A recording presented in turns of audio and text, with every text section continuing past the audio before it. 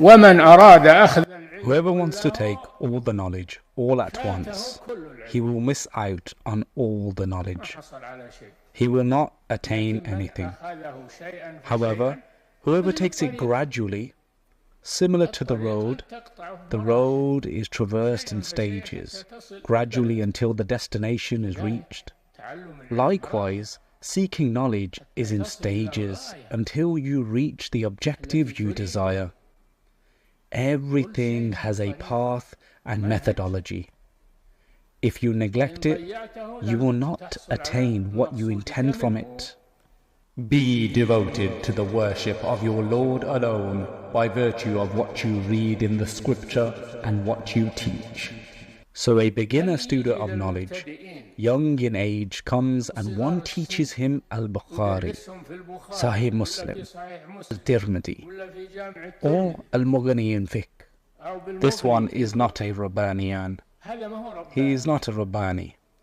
This is not the path for cultivation and teaching. It is not like this. Take them gradually, like a child. In the beginning, the child is only nourished with milk. He is not able to digest food. Then he is gradually given food. Then he is weaned from milk and gradually given food. Likewise is the case for the beginning student of knowledge. He is like a child. Don't overload him, whereby you give him a lot of food, while he is a child just being weaned. Give him gradually, a spoonful or 2 spoonfuls. Likewise is the case with knowledge. Give him little by little. Give him a little bit of grammar. Give him a little bit of fiqh. Give him a little bit of aqidah and the knowledge of tawheed.